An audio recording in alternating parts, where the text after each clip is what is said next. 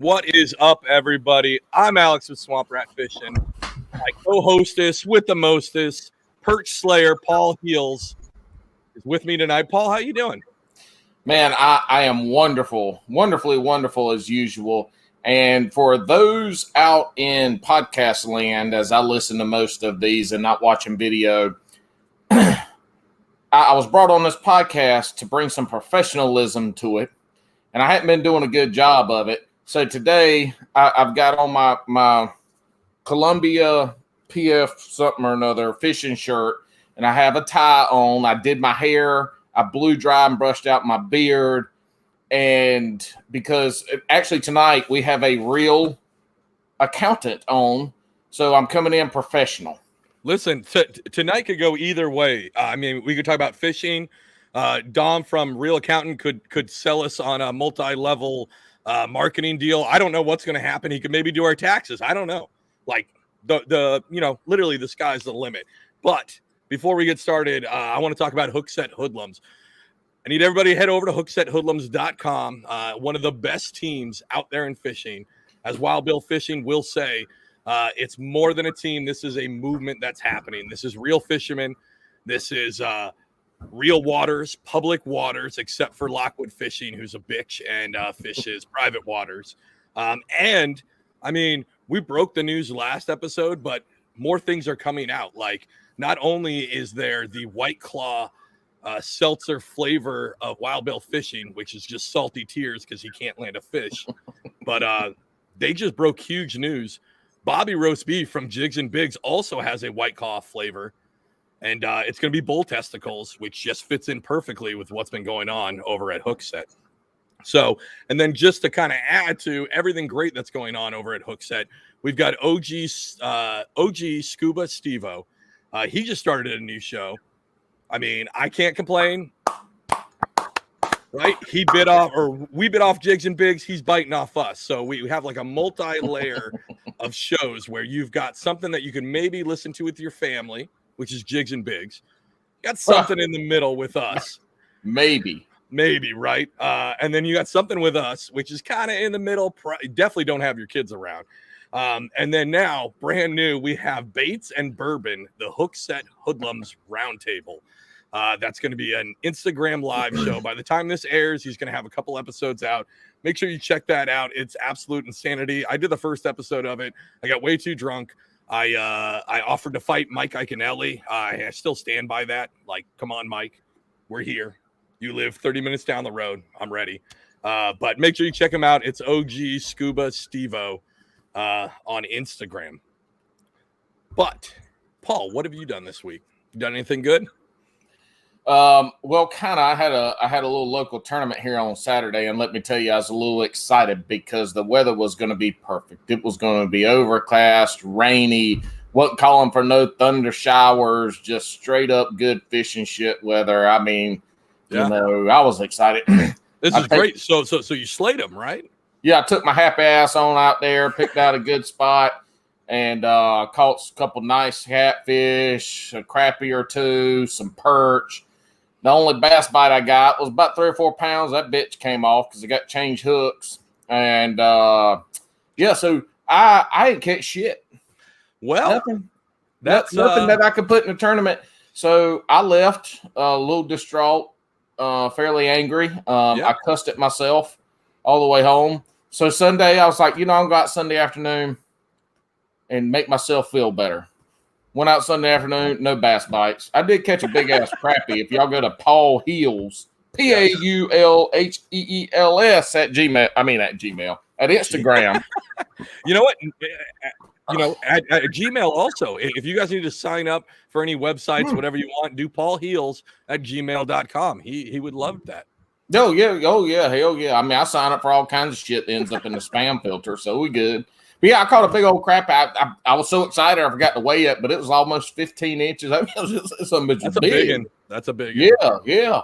So yeah, that was about it, man. And then, well, at it, actually, damn matter of fact, my buddy Will, who's got a glitter boat. I took my son, my 6-year-old son, Can't Look Carter, out there on the boat, and the fish were damn absolutely schooling. I mean, it was just a damn madhouse, and we put an ass whooping on them and reeled them. I mean, it was just a great time, and my son got to go 60 miles an hour on the boat, and he absolutely loved it. So, yeah, good times. I'm going to try to stay in this shirt and tie as long as I can, but y'all, I'm going to tell you right now, out here in North Carolina, it ain't that hot, but it's fairly fucking humid. And I'm like the sweaty balls of a Florida bike rider right now. So I might be taking this shit off at some point. Just listen, if you guys are just listening, I can actually see the sweat already starting to exit the performance shirt. He's actually beating Columbia PFG technology. Good thing I ain't wearing no drawers tonight, so at least it ain't gonna. So be careful when you stand up. Then that might be our issue. Well, yeah, because I mean, I just got the shirt and tie on. That's it. Well, for me fishing, I didn't go out except for today, and it sucked. I spent 5 hours, got one pickerel. It was a horrible, awful chocolate milk high tide that really just blew out the whole fishing experience. But it was good to be back in the boat. I actually hadn't been in the boat in 2 weeks, so it was good to be back and get into it. Try to figure them out, which I did not. So, but you caught a jackfish. Jackfish. You're right. Get your shit together now. Quit calling them by these stupid ass names. None of my listenership down here in the South understand what the fuck a pickerel is. Listen, I looked at the analytics. There's 4 people that listen to the show from North Carolina. They're all in the same household, and I'm pretty sure they're all cousins. My goal is to be the #1 podcast in McBee, South Carolina. Yes. Well, speaking of important goals, so I randomly, and maybe we'll have Dom, our guest, on, take a look. I just randomly went on my wife's phone. My wife does not listen to this. She listens to How Can You Kill Your Husband Faster podcast. That's kind of like her niche. And I Googled, or I went into Apple Podcasts, and I looked up bass fishing. Dude, we're number 20. Like, no joke. Normally I talk about like some bullshit about like Poland or something like that. We're number 20. Exactly. We're number 20. We're rising. This is a big deal. That's awesome. Yeah, it's pretty good. Awesome. I mean, I like it. Shit. I hope it's entertainment value, because if any motherfuckers are taking anything we say out here and trying to go fish with it, they obviously are gonna suck. It's a bad idea. But you know what it is a good idea? A good idea is we bring our guest on. So we've got Dom from The Real Accountant. Let's bring him into the stream.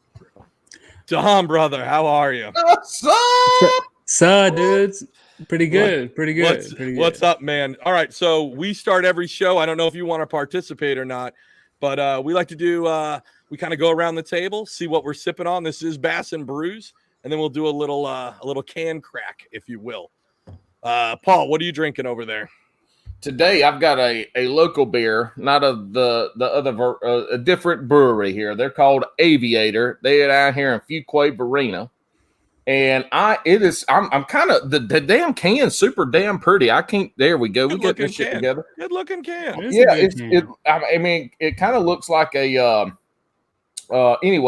it's King Humulus, triple dry hopped IPA, Cryo Citra, Amarilla, Mandarina, Brew -1, and Talus. But do you know what any of that means? No. Okay, I bought it. I bought don't it either. Secondly, because of the can, and firstly because of 7.2 alcohol % content. That's my boy right there. And I don't discriminate against ABVs. Dom, you drinking with us tonight? What do you got? It's gonna be weird. All right. It's a ginger root beer, but something's going in it. Something's going in it. Okay, I love it. Oh shit! Oh buddy, he's ready for Bass and Brews. You guys didn't see it, but he held up a bottle of tequila. He is ready to get to the nitty gritty. And I love that he's pouring the tequila into the can, so that means he had to drink at least half the can to fill up the other half of tequila. I got 2 cans. I got 1 to crack open. Don't worry. There you go. Tonight I'm drinking Cape May Brewery. This one's a little different. So normally I drink the Crushing It, right? You guys have all seen me drink that one. I've drank the orange one. I've drank the grapefruit. And where I live in South Jersey, it's actually known as the blueberry capital of the world. So I've got a blueberry lemon double IPA at 8%. Big boy dad stuff, a dad pop, a full dad pop. Everybody ready? 3, 2, 1. Let it rip. All right, everybody got to hear us gulp that down. So, Dom, I first found your page, I want to say around the spawn. Oh, around that a good time. Right. No, exactly. And what got me, and I can't remember how, you know how Instagram is. You never really like know how you like find somebody, but you. Yeah, I wish I knew. Right. It'd be a lot easier, right? If we knew exactly how that worked. But a video popped up of you catching your PB. And there was something really good about that video. There was no fakeness. There was no also like your genuine like excitement to catch that fish is what drew me in. And literally, I don't honestly think I'd seen your post before that. But when I saw that video, I was like, no, I'm going to follow that guy like right away. Like your genuine excitement to catch a fish that big. And if I remember right, that was an 8-pounder, right? Right on the dot. Yeah. Right on the dot. Yeah, that's and to see that, a lot of guys will either like overdo it where they're screaming, they're doing the Mike Iaconelli. Again, I'll fight you, Mike. You come down here, we'll take care of it. But Mike, I'm on your side. Let's whoop his ass. Mike does that for a 4-pounder. Exactly, right? So people will do that. And then the other side is like, oh, yeah, I caught an 8 because they live in Florida and everything's an 8. But watching your general excitement, and I don't know if you meant to, but like your camera angle, which while was kind of primitive, but it got like your face and like you could see the general excitement and just gratitude for catching that fish, which is like super truthful. And, you know, I started following you after that. And then we talked, a couple of weeks ago about having you on. I was like, I got to have this guy on. Like, absolutely. Yeah. Like, he's bringing this genuine feel to all this social media stuff. And we're going to get into all of that. But I just want to say thank you so much for coming on the show. We're really happy to have you here. I'm glad to be here. And for listeners, he hasn't told me that yet. That's the first time he saw me. So that was pretty cool to hear. Yeah, dude, it was awesome. So, I mean, to get it started, like, how long you been fishing? How'd you get started with all this? That 8-pounder I caught was right around the 1-year anniversary where I caught my first bass. Oh, wow. Really? In 1 year? You went from... It makes no sense. But we're going to get into that, right? Holy cow. Wait. This guy goes 1 year of fishing, 8-pounder. And you're in Virginia, right? I mean, they got big fish, but not like... It's like in the middle of the road, you know? Yeah, it literally is in the middle of the East Coast if you look north and south. So it's kind of like it is the South technically, but barely. Mm-hmm. The Mason-Dixon line is probably like 2 hours from my house. Are those fish northern strain or southern? Are they mostly northern? Most of them are northern, but there's some lakes around here where our Department of Wildlife has mixed in Florida strain. Gotcha. Like my last couple of YouTube videos I posted, the last one I posted and the one I'm posting in a couple of days at that lake, it's like half and half. Gotcha. So you can kind of tell a little bit from the colors. First of all, that's a silly ass question coming from him because I had to ask him if fish were cold blooded or warm blooded. And he had to guess. He had to guess. Right. I guessed right. And he guessed correctly by guessing. He had a 50% shot. Yeah, so his dumb ass don't know the difference between those southern and northern strain. I know the difference between a northern and a southern. Listen, mister, I caught a crappie all week. I don't want to hear about it. Well, Bo, I tore up the bass yesterday. Now don't start that shit. All right, so you started fishing a year ago. What brought you into starting fishing? Because that's kind of late. I mean, you're not a young guy, but you ain't an old guy either. You're kind of in that middle range. I'm in January I'm turning 29 for the second time. So right. So I listened to your first episode on your podcast. I forgot his name. What was his name? Ramon Outdoors. Yes, Ramon. He's basically like my twin. Yeah. I started hunting at around 25 years old, right after I got out of the military and moved to the country. Taught myself, didn't have anybody to teach me. And then a couple years after that, meanwhile, I couldn't stand the thought of fishing. I had a part-time job at Cabela's, and when I had to go to work in the fishing department, I was like, this is whack. And I got so mad every time. And then there are people killed for that job. It was right after hunting season, and I was watching YouTube at work, admittedly. And something came across, and it was, have you heard of Skinny Water Boys on YouTube? I have heard of them. Yes. Manny D. Yep. His videos came across, and I was like, oh, that's some pretty looking water on that thumbnail. So I clicked on it, and I was like, this is bass fishing? What is this? It looked like hunting, you know, like you're picking your targets and stuff. I was like, what is this? And I've told him since, and I've talked to him, but that kind of got my interest spiked. And that first year, I mean, I went full. I mean, I deep dove straight into it, you know, like head first. I mean, I started filming right away, like the first month. I think I bought a drone like the second or third month. Like there was no like waiting period. Like it just happened really quick. And then on the way to, I have an hour commute to and from work. So even today, but especially that first year, all I did was listen to YouTube videos, like Fluke Master, basic stuff. What is a Texas rig? Like on the way to and from work, and while I'm working, because I got a desk job, obviously. But let me guess, are you an accountant? Yeah. Oh, no. Wait. So I want to go back.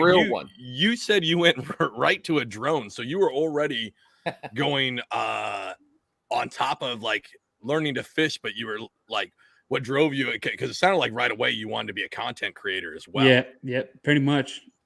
What made you click of like, okay, I'm going to do fishing and because both of them take hard work to get good at, right? Like you can half-ass a lot of content creation and it only gets you so far.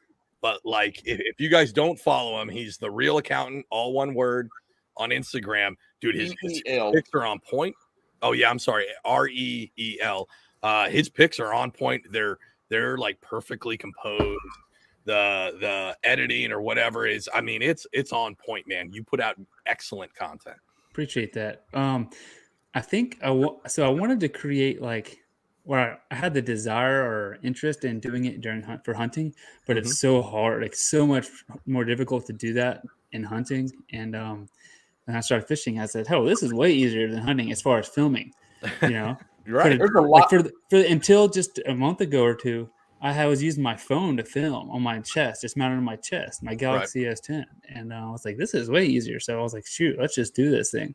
And then a lot of my favorite stuff from Instagram that I was seeing was like drone stuff was incorporated. So I was like, I think I can do this stuff. And then, it just kind of took off from there. And it wasn't until a month ago that I started my YouTube channel. But and it's I've seen your videos. It's great stuff. Like again, I want you to keep going because I know that it's a grind. Like I celebrated my first year on YouTube as I'm old as shit and looking at the little thing on my computer.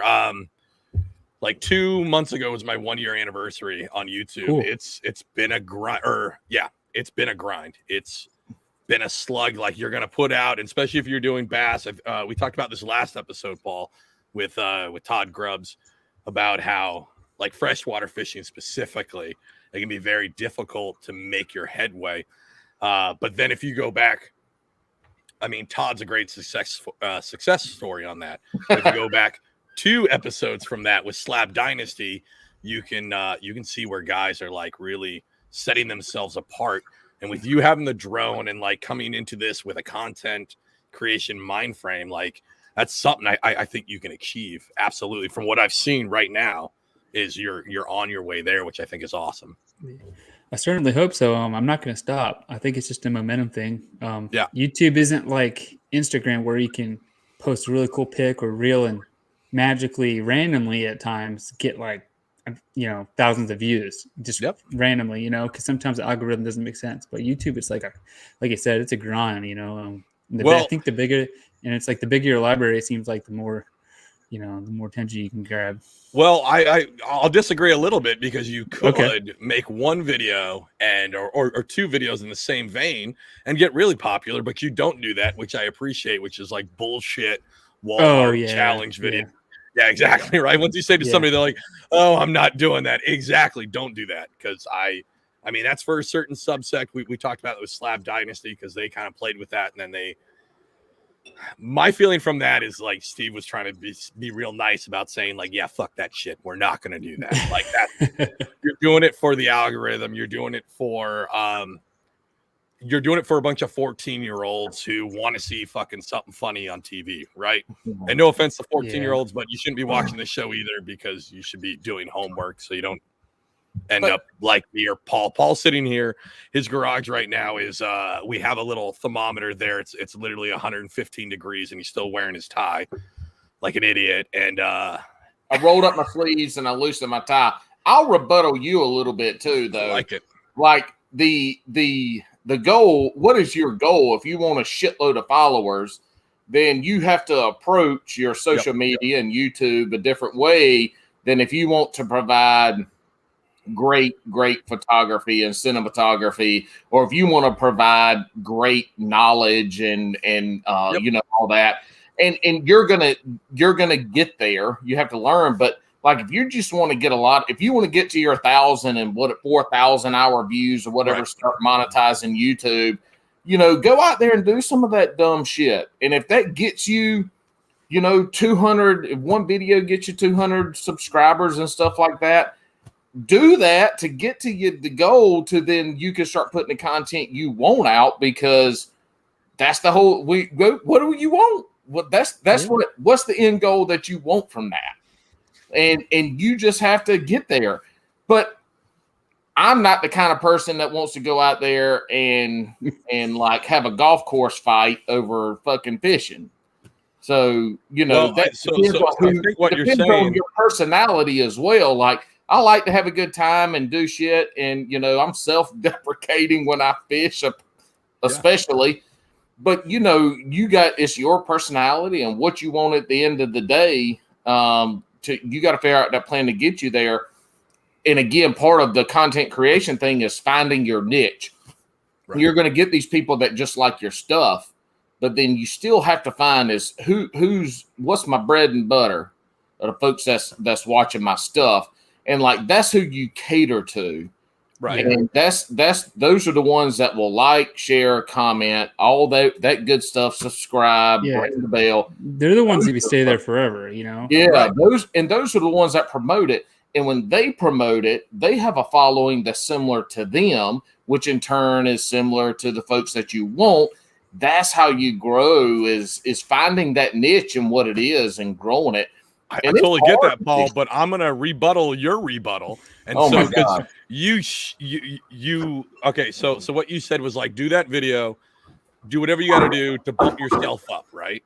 But exactly what you just said is cater towards your audience. So when you do that fake stuff to get up to your monetization, if that's your goal, if you want to just get to monetization, then roll from there, right? If you do the challenges, the real bullshit stuff, in my opinion, and then when you try to do the real stuff that you want to do, that audience isn't going to follow you along. They're going to drop you at that point, because what do they want to see? They want to see you fish with fucking gummy worms instead of like showing everything that's happening, explaining what you're doing, right? So just to get to that level, so there's tons of guys out there, and I really want to name drop, but the New Jersey Wolfpack will absolutely know who I'm talking about. And there's a guy out there who, he's a younger kid, and I'm pretty sure bought subs. He either bought subs or he like basically pleaded for people to sub, right? But I have a smaller channel. I have more views on my videos than his, and he has 5,000 subs. That's where you get into that problem of when you make one bullshit viral video where that thing might kill and you're going to get a lot of, but you're not going to get the retention. You're not going to get those super fans that are going to continue exactly what you said, Paul, like comment, do the advertising for you. They're not going to do that. Yeah. I mean, it comes down to, I think, is what you look at is, are you going to be and extreme, that personality. Are you going to put out good cinematography and knowledgeable? Are you going to educate, or are you going to entertain? Absolutely. I mean, that's what everybody will bring it down to. Yep. And you can do both. There's plenty of channels that do both. Or you could do none, which is normally what my channel does. Is none. Yeah, your channel's fun to watch. I wish they were all shorts though. Oh my god. So Dom, when you went from learning to fish, and then what brought you to the kayak side of it? Did you start right on the kayak? It was right away. My first ever bass caught was in my first kayak. Holy cow! You jumped in full on. Yeah, it took me like a month or two. Like I was fishing with me and my buddy both bought some kayaks, and he was catching some fish, but and he was kind of showing me the way. But yeah, it was from my kayak. It was literally my first outing where I'd switched all my stuff from mono to like braid, with a fluoro leader, and I was like looking up stuff on the internet. I said, "What can I do?" So I learned the Nico rig. I was like, well, this is exposed hook. So maybe if I get lucky, since I don't know what a bite feels like, it'll just hook itself. And sure enough, that's what happened. Yeah. But it was almost back to the boat I was reeling in. I felt something. I said, hey, what the hell is this? Lifted up the rod, and I was like, oh, shit, that's a bass. And then, And then I didn't know what to do. I didn't know how to get in the boat. So I looked awkward, and I got it, just kind of boat flipped it in there. It was small. Yeah. And I was like, this is it. This is what it feels like. And after that, it was like boom, boom, bop. I was just started tearing them up, and then just escalated quickly over last year, and then into the fall, and then took some time off. And spring, as you saw with the big one, got the ball rolling this year, and all in public water too. I want to add that as well, because listen, you're way better than Lockwood fishing, so congrats on that. You fish public water, which is great. Like if I heard someone caught an 8-pound bass in their first year, I would assume it was just I wouldn't assume that it was a heavily pressured public spot. So Paul, you'll love this. So not only did you get into it soon, you went right into the kayak, right? But you also tournament fish too, correct? Just started. Okay. So it's my second year of tournament fishing. Only online so far. My first real tournament is in a week and a half from now. That's at Kerr Lake. You might know where that is.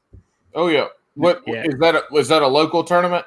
Yeah, it's Kayak Anglers of Virginia. Okay, yeah. When is that? It's the 21st. So what's your plan of attack for that? What are you gonna do? It's pretty intimidating. I tell you what, good thing I got that motor, because it's the biggest lake in the state of Virginia, and maybe North Carolina too. I'm not sure. It's huge. Bugs Island. Yeah, it's a freaking awesome lake. But I'm basically just found like a section of it where I can put in and have about almost like a 500-acre lake. Okay. Breaking it down into small parts, and then. Love it. I'm going to fish this weekend, and then the Friday before, I'm going to go up and fish. So I'm going to try to practice 2 days if I can, weather dependent, and then just go at it. But there's a lot of docks where I'm going, so it's August. So I'm feeling like the docks, skipping some stuff under the docks should work. So that's what I'm hoping. Fishing. Love dock fishing. When it comes I haven't to really fishing, done a lot of it yet. Not a lot of the lakes that I fish around here have many. So hopefully you wrap up a weighted wacky is me personally, that's my favorite dock. They skip bait.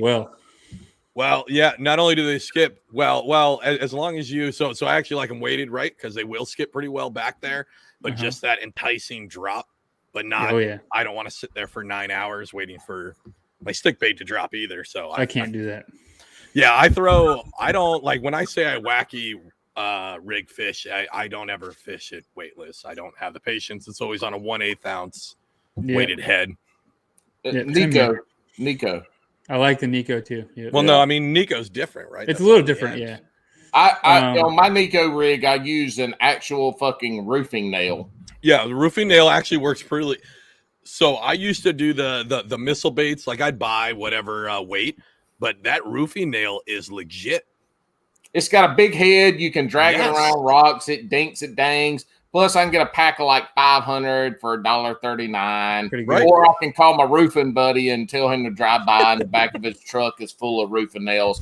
The reason I asked Dom is because down here in North Carolina, we got October 23rd is the Car Lake Battle at the Border.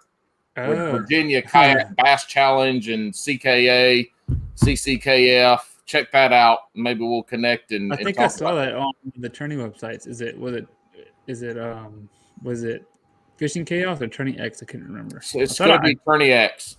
Yeah, I think I saw it on there. If it's on there already, it sounds familiar. But that sounds cool. What a cool name. Yeah, I don't know, because this is the first year starting February that I've kayak fished in competitions, and I honestly didn't start kayak bass fishing until November of last year, and I was in a little rinky-dink old boat at that point, so I just got into it. But the onlines, I did those up until last month this month's the first month I hadn't done them. They're fun, but dude, you are fishing against some fucking badass anglers up there. Casey Reed is one of them. I mean, you are fishing against some damn dogs. Isn't he at Smith Mountain Lake? I can't remember. Someone told me. Dude, I have no 10 or 12 inch bag. I'm like, what the heck, man? It's like every fish is like a 5-pounder. Yeah, insane. Oh yeah. We got guys down here on our guys down here on monthlies are like 100, 110 to 113 on our monthlies in North Carolina. That's crazy. I'll tell you what though, I got so unfortunate. The last challenge series that started July 1st that I did, that week before, like 3 or 4 days before the opening day of that tournament, I caught 2 5-pounders. I was like, God dang it. I was like, and then the back to back, right? Yeah, back to back. And then right after the next one after that, on my next outing was the first day of the July tournament. And the first fish was a 5-pounder. I was like, dang, it would have been nice to start off with 3 of those. But I guess one will do. But I haven't caught one like that since then. Everything's been kind of small, so kind of in the small fish rut. The tournament fishing I like, and so Swamp Rat don't do no tournament fishing. He doesn't want to have nothing to do with it. But like it fulfills. I grew up fishing. I always wanted to fish competitively bass, whatever it was, and it never worked out through life. And then we moved back to the Raleigh area, and when I met somebody in a kayak, it was a Hobie Pro Angler 12, and it was decked out, and I'm like, holy shit. And this was at Sharon Harris. And so I start looking. I'm like, God dang, this is my avenue into being able to fish and compete. Was that your first time seeing a rig like that, like a super kayak rig? Like that, yes. Yeah, because I have a bunch of people. Like people's reactions are so crazy. It's like I get a dick in my forehead when I'm paddling by. Or on your kayak trailer when you're driving back to Massachusetts. Oh yeah. Hey, that's a little heads up. I think by the time this comes out, Hookset should have a week away. Yeah, they should have a video out about the insane open invitational that involved a giant dildo making its way from Massachusetts all the way back to Maryland. So again, Lockwood Fishing, go fuck yourself. Quit fishing private waters, son. And so, Dom, what's cool, though, is I looked at a couple of the lakes and the rivers that you fish, and it's actually kind of a drive from where I am in Raleigh. But Ramon Outdoors is actually down here in the Raleigh area now. Okay. He is. And so, he's down in this area. And, we got to try to get one of these little things together because – we're close enough to make it happen. Well, sure, Kerr Lake. Oh yeah, Bugs Island. For those that don't know, the Kerr Lake / Bugs Island, it runs the border of North Carolina and Virginia. It's really cool. Yeah, and it goes across. You can put it in Virginia and paddle across the lake, and you're in North Carolina. So it's pretty interesting. So when it comes to you fishing, would you consider yourself more of a power fisherman or a finesse fisherman? Oh, interesting you brought that up. Because until the last couple of weeks, all year I've been power fishing. Okay. with swim baits, like not giant ones, but like underspins, like the big, like the X-Zone Lures Mega Swimmer. It's like 5.5 inch and chatterbaits. Is that all it is? Because that damn swimmer that you've been using looks bigger than 5.5. I mean, it's because it's kind of chunky. It's kind of thick. Yeah. And I throw it on a 5/0 underspin, like a weedless underspin hook, and it's amazing. Obviously, it's my favorite bait. But my last couple of outings, it's been all finesse. I mean, and I'm catching numbers. It's probably why I haven't caught another big one. But so I'm trying to get better at my finesse game because I know in tournament situations I'm gonna need more quantity, and at least to where I can get a limit and then start trying to find bigger and fish. then upgrade there. Absolutely. So yeah, that's what I've been trying to get better at and fishing slower. And I've noticed the last couple of weeks, especially with the drop shot, if I just kind of let the current bring it to me, and I kind of just drag it across the bottom on kind of like a tight line so it sits up better. It's like magic. So I'm being real slow, and I don't like fishing slow. It kind of grinds my gears, but I'm trying to get better at it. So I was about to say the only problem with the drop shot is when you're working it that way, it's hard to feel that bite because you're usually asleep from letting it sit there and soak as long as it needs to actually. Yeah, it's like. But to that swimmer, whether it be the Mega or the standard one, Paul, you should really check them out. They are my go-to swim jig trailer. They're great, and a chatterbait trailer. They're good too. They're really good. The X-Zone Swammer. So I've heard the X-Zone Swammer, but let me tell you, like I like fishing their little teeny 3-inch. They got that one too. And my favorite is the damn Storm Lago Shad. Yeah, that's a very good one. That thing right there is unbelievable on a little Okashira head. It's unbelievable as a trailer. I love that thing. Can't resist it's just amazing. And honestly, down here, especially Sharon Harris, we have big shad kill. So a lot of our shad right now are pretty small. And I got to take a quick time out. It's Alex, I'm tired of telling you this shit every week. It's either angler or fisher. There ain't no man at the end of it. We ain't no hunter men. We ain't hunter men. Where do we derail? Dude, we've got mixed company here. What are you doing? No, we don't. I'm a fangler. Hey, Dom, don't pay no attention right now. We squabble a little bit. I'm his podcast husband, and so we do some little squabbles. All right. So if you had to pick your top 3 baits, you said you're mostly power fishing. If you had to pick your top 3 baits, like top what are you picking? Top 3 right now. Okay. Obviously that Mega Swimmer or anything like it. The underspin because it's like a little bit flash. It's kind of subtle. So that's number 1, obviously.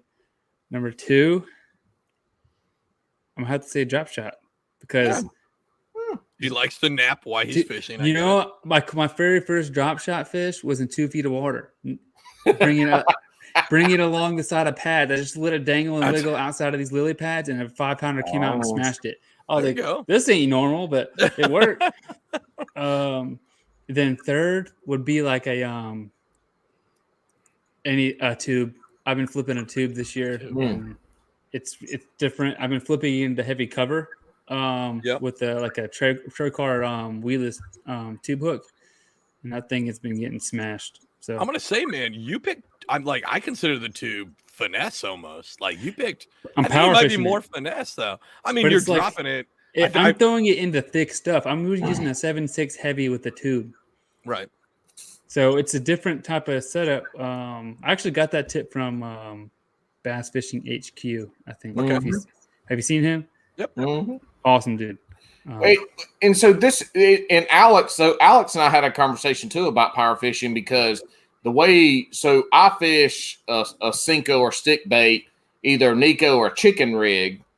And I say I power fish it because I throw it in and this is along the bank and pre-spawn stuff. I throw it in and when it hits bottom, I give it a slight pull, I give it a twitch, and then if there ain't nothing on it, I reel it in and throw it. So like I'm working it super, super, super fast. And I call that power fishing. Okay. I mean, me and Paul both fish that the same way. But listen, Yeah, but this is the thing. We get into semantics about it. People look at a soft plastic as always a finesse term. That could be true. Or down here in some of our lakes in the wintertime, we throw a lot of blade baits, and you're chunking them out there, and you're just jigging them off, yo-yoing, jigging them off the bottom, and people call that finesse. I'm like, I don't think that's really finesse, but but it's definitely if you're gonna have a hard finesse bait, it would be that would if you were gonna have a hard bait that's finesse, it'd probably be a blade bait maybe, because I fish the blade bait pretty slow. That's the great thing about blade bait. But you can also hold on, because look, you can also take your jackhammer or any bladed jig and throw that bitch out there and work it the same exact way as you would that blade bait. So are you telling me you're finesse fishing that? I mean, it all gets into a semantic time. You're right.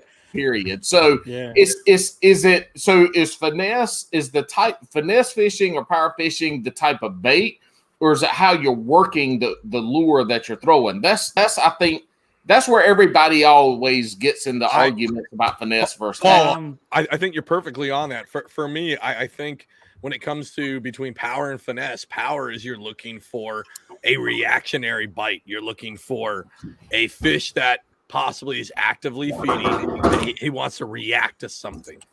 When I think of finesse, you're literally finessing that fish. You're either enticing him enough to where he eventually goes for it, but it's not like they're not in an active feeding mode. But I will tell you, all bass are always in an active feeding mode. We've had this argument. Did we argue last podcast or the one before that? Because they're not tidal fish. I'm telling you, don't bite on slack tide. I want to hear Dom. I want to hear Dom's take on this. Put him on the spot.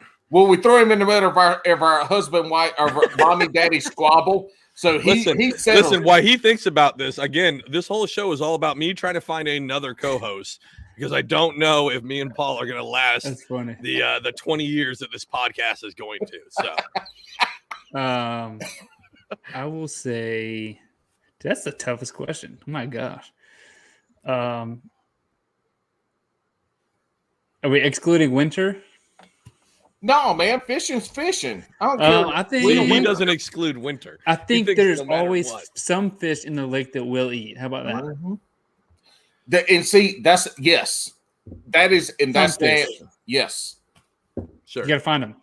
I wanted to go back. Can I ask you a question about what you were just saying? Yeah. With you're pitching your worm and letting it sit and then reeling in real fast, like power fishing. You would consider that. So, do you consider pitching and flipping is considered power, right? 100%. Because you throw it in there. Then, even though it's not heavy gear, that's pitching and flipping to me. So I would consider that power fishing. So I would agree. I don't know. Yeah, I mean, I guess it would. I think it depends on what you're doing. So like technically, he's talking about because me and Paul actually fish a Senko kind of similar, right? So I'm pitching and I'm flipping a weighted wacky worm in there, right? It does have a slower fall, meaning. So when it hits that water, so I'm not working it too much. I am picking my spots. So I personally, just in my head, I call it sniper fishing. I'm trying to hit those high percentage spots. I'm going to let that thing hit the spot. But I think of it as finesse because when it hits that water, even though it's weighted, as long as you're using the right worm, it's going to have a slow descent. It's going to work the middle of that column that makes more sense. than anything than the bottom. And that's just how I think of it. I think of a lot of power fishing is a lot of moving. This isn't a lot of moving. This is me hitting a spot. And I do fish it like Paul. I'm gonna flip that thing in there. I'm gonna let it sit. I'm gonna let it make its way down. I'm gonna pop it, maybe double pump it. I think Tactical Bassin calls it stroking a jig, which is just giving it 2 hard rips. But I'll do that with a wacky worm, and then I'll reel it back in, and then pitch to the next high percentage point. But you're weighted, So to me, that's power fishing, dude. Okay. I mean, to me, that's. I mean, it doesn't power matter. It's all fishing. But I asked the question. But here's the thing. And yeah, you asked a question. We ask this question to everybody, and we don't typically get into the semantics often. This has only happened the 2 times that I've been with Alex alone. So thank you, Dom, for bringing this normally up it's me and having my back.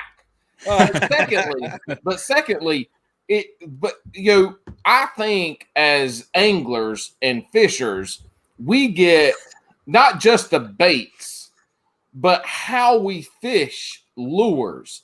We get so dialed into, oh my God, it's 95 degrees out here. I need to be finesse fishing. Well, they're fucking warm-blooded creatures. They ain't like yes, they are this shit warm-blooded.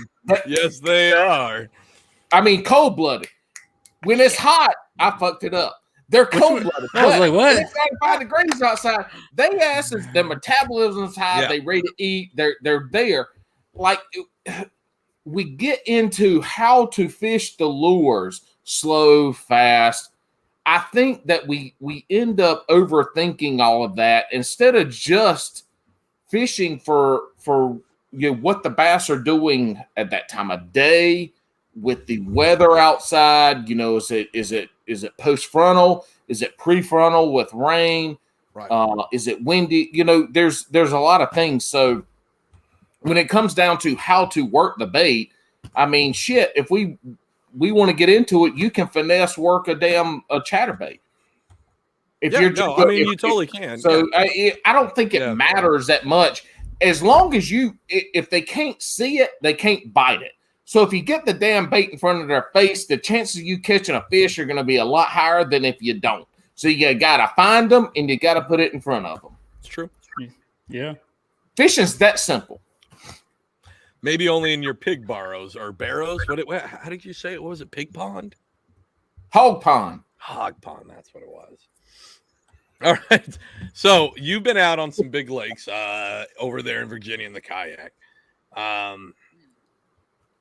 This is, to be completely honest, it's kind of a stolen question from Jigs and Bigs. If you guys don't follow them, go check them out. They're the I wouldn't say big brother to this show, more like older stepbrother that you fucking hate because their dad's fucking your mom.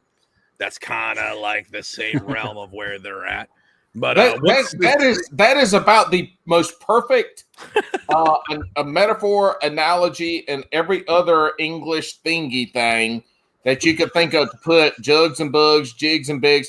They're older, they're gray haired, they don't get around quite as easy. And the person in charge of them, they are funny. They are funny. They're very knowledgeable. They're very smart. Yep. But they still like Metallica. So if that tells you anything, I mean, it tells you a lot. And I mean, the bottom line is that Bobby Roast Beef might have fucked my mom. So that's where we're at. But what's the craziest thing you've seen on the water? Like, you fish some pretty big waters. You're out there in Virginia. Like, craziest thing. I don't know. I haven't fished around a whole lot of boat traffic, so that's kind of that's good. I don't have that experience yet. I'm moving in with you. I was about to say we're all going to be flooding your spot now because yeah, I got some of those pretty big. See, there's some lakes here that are like 1,000 acres, but like electric only, or like 10 horsepower less only. So that I love those obviously for kayak. Yeah. Craziest thing off the top of my head, I can't think of anything. So it must not be that crazy. What's the craziest thing you've done on the water? It's got to be my PB at least. I mean, dude, that fish was so good. It's got to be it. Was so good. I was out of breath. I couldn't talk. Again, folks, go find them on. Hey, is that clip of you catching your PB? Is that on YouTube or just? It is. I actually posted it as like a test video when I started my channel. It's on there. Make sure you guys go check. Oh my god, yeah. Dude, it's so real though. It's like a realistic. I don't know. Like I caught my PB this year, right? And I wish I didn't have that footage, but it's like me literally jizzing in my pants and losing my mind because I caught. Oh yeah, this. You were stoked, bro. I was fucking stoked. Like anybody in New Jersey would be happy with a 2-pounder. Go fuck yourself, Tyler.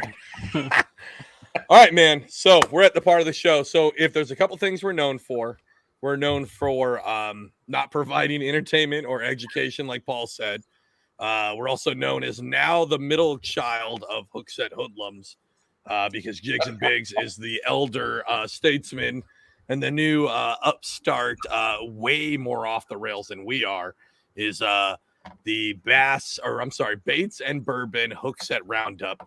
Steve-O, you got to fix that name. It's a lot. But it's a lot to put in your mouth. But here's the thing, too, with that is we are still mother friendly. If you go to Baits and Bourbons, leave your mama off speakerphone. Yes. Right, Sean the fisherman? That's your not safe for work version of Hookset Hoodlums. It's your completely unfiltered. Dude, last time you guys see this cup, this Yeti cup? This was full of bourbon, and I drank it in about 15 minutes, and I was annihilated on live stream. That's if you're looking for that kind of content from Hookset, head over to Steve-O's page. But the big thing we're known for is we have this this rapid fire. So I've got a series of questions. No. I got this series of questions, and what's great is I want you to just answer with just what your heart says. You know what I mean? And don't worry, this is a safe space. We are going to judge you completely as a person and a fisherman on what you say on this. Fisher or angler. But either what your heart says or what the tequila you've been drinking says. Exactly. We take either answer. Okay. I think tequila should help. He says, okay, this is going to be good. All right, you ready, man? Yep. All right. Question number one. Crocs or flip-flops? Crocs. Are you crazy, man? If you ain't Crocs, you ain't rocking, dog. Hell, Crocs, no socks. Love it. Pineapple on pizza. There it is. Hey, wait. We all got it. Look. Oh, my God. I wish we could have planned that, but we didn't. That's fucking amazing. I know. For the audio listeners, we all showed our Crocs that we're wearing right now. Mine have been neutered. They don't have the 4-wheel drive. You lost a 4-wheel. Well, my dog didn't think I needed them. Can I tell you a Croc story? Yeah. Craziest thing on the water. I remember. Oh, it is the Croc story. Shit, my Croc went under my fridge. Tequila and Crocs brought it back. Okay. Next podcast, Tequila and Crocs. Oh, God. Last year, right before I started filming, before I got my new phone, I was like at a small public pond kayak fishing, and I lost my phone in the water. And when I was trying to get the phone, I could see it. I jumped in, and my Crocs got stuck in the muck. And it was so much silt everywhere. I could not find the Crocs. I could not find the phone. I ended up having to pull my kayak up this rugged trail, barefoot, no phone. The parking lot was gravel. No but Crocs, guess what? No phone. Guess what? This year, almost exactly a year later, maybe like 11 months later, I go back and I found one of the Crocs on the shore. Listen, he won't be sitting up in my building, my outbuilding, in my shed, next to a couple of buck skulls. It's like one of my trophies. Hell yeah. Welcome to the South. When you come to my shed, there's going to be antlers on it. Hey, I wonder if Wild Bill, a year from the last one, he lost one of his Crocs on the river by the interstate, if he could go find that bitch somewhere. Look, you talking about barefoot. I know Cody Lockwood Fishing does a lot of barefoot. Ew, but so do I. Down. What are we doing? Ooh. This ain't fishersonly.com. Put them feet farmersonly.com. Yeah. I'm not Rex Ryan. I don't like feet. All right, man. Question number 2. Pineapple on pizza, yes or no? Yes, but rarely. Yes. Well, yes. That's a cop out. That's a cop out. That's a cop out. Okay, so I guess yes, right? I'll allow it.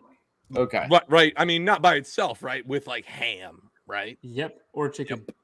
Or chicken. But are we talking about country ham, or are we calling Canadian bacon? Canadian bacon. Or pork rolls. Or pork rolls. First of all, Canadian bacon ain't ham, and it ain't bacon. Pork roll. I don't know what the fuck it is. It is not fucking pork roll. Pork roll is its own thing. Get out of here. All right. You don't know. You don't know. You're from fucking Oregon. I'm not from Oregon. How have we been on the show? I'm from Washington State. Now I live in Jersey. Oregon is not in there. That's the same thing to me.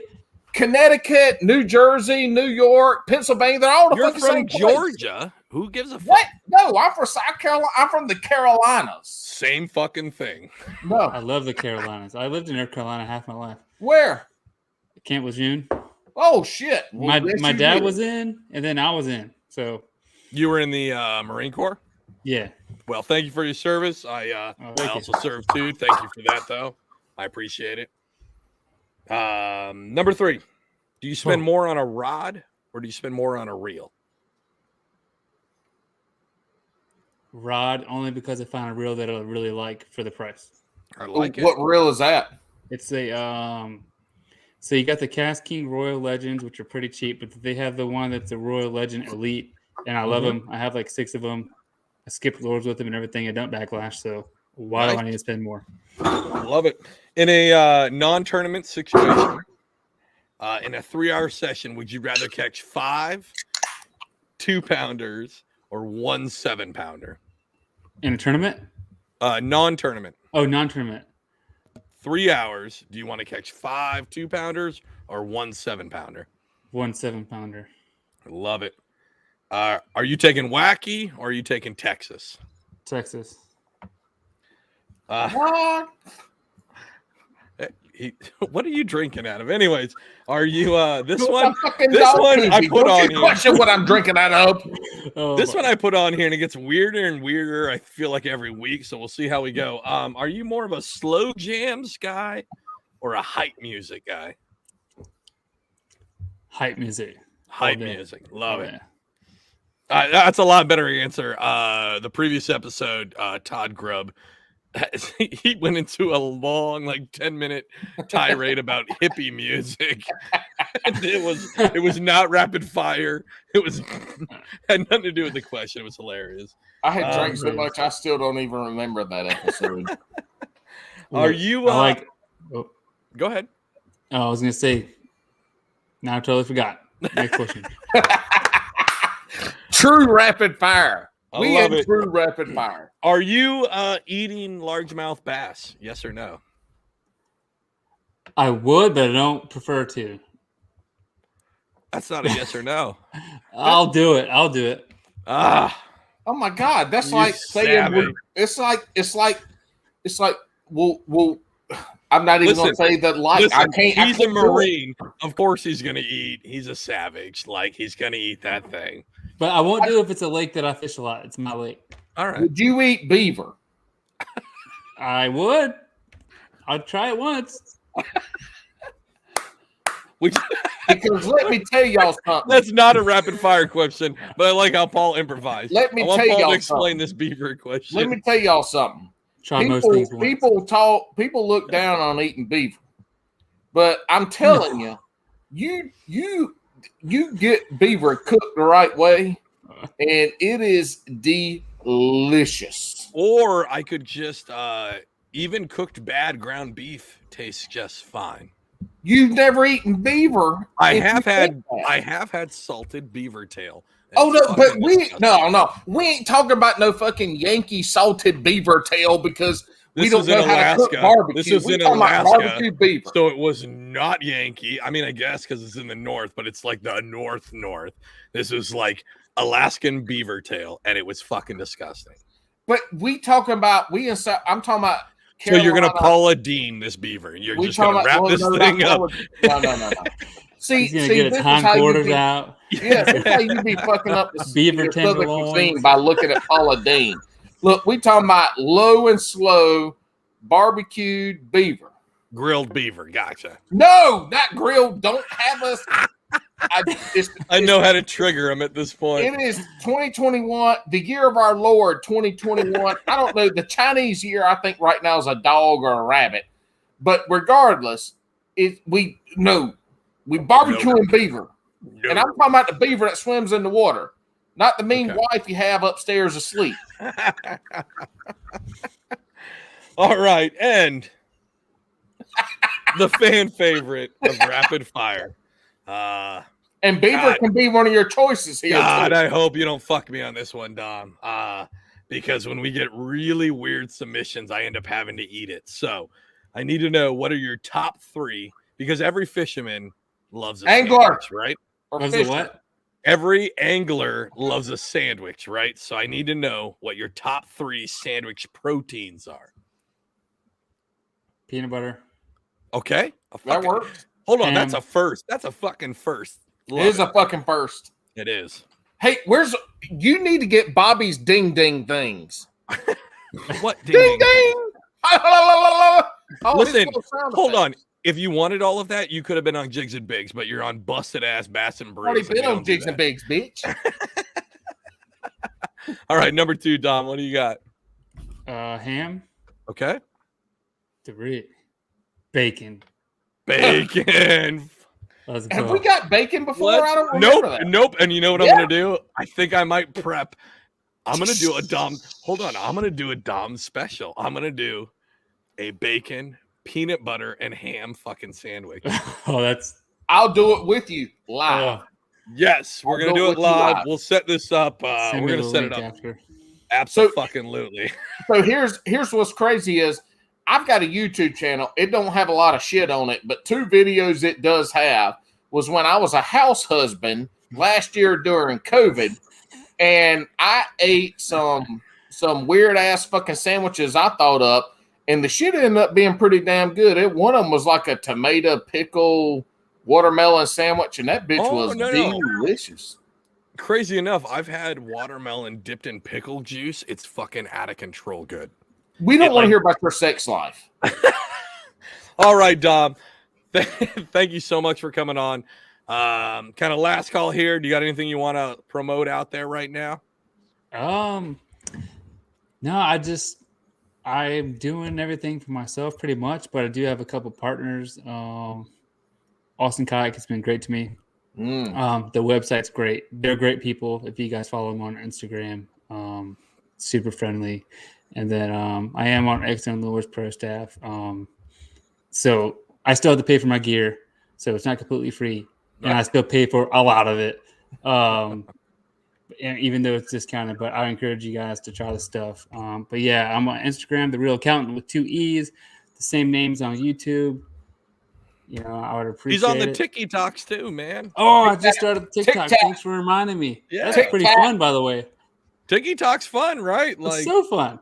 I always thought it was the lamest thing ever, but I thought it was for 14-year-olds, and it's it's for a bunch of like 35-year-olds. I mean, still children, but fuck it. Exactly. Yeah. All right, everybody. Thank you so much. This has been Bass and Brews. Make sure you follow Paul Heels at he's on TikToks and farmersonly.com. Wait, we're about to forget. Wait. We're gonna find out the true listeners for this at the very end. What do you got, Paul? Hook Set Hoodlums. Buy your shit. Buy your gear. Yep. From Hook Set Hoodlums. Yep. And make sure you use Heels 10. HEELS 10. Give it a 10. A fucking 10. Or you can use Swamp Rat Fishing, all one word. Again, normally we talk about this. We'll save it for the end. I want you guys to pick your favorite host. Go buy a shirt. Use a discount code to your favorite host. If we get enough at the end of this season, whoever gets the least amount of sales will be kicked off the island that is Bass and Brews. And I'll tell you, Dom, at least you got a pro staff deal with X-Zone.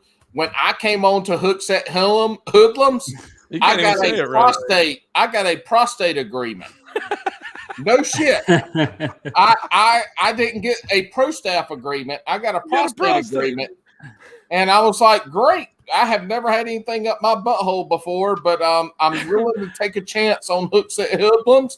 So here I am. Listen, Paul, after this last weekend, you're lucky because I think that big old dildo is going to get cycled around. So on that note, thank you, everybody, for watching. Dom, hang out for a minute. We'll see you guys on the next one.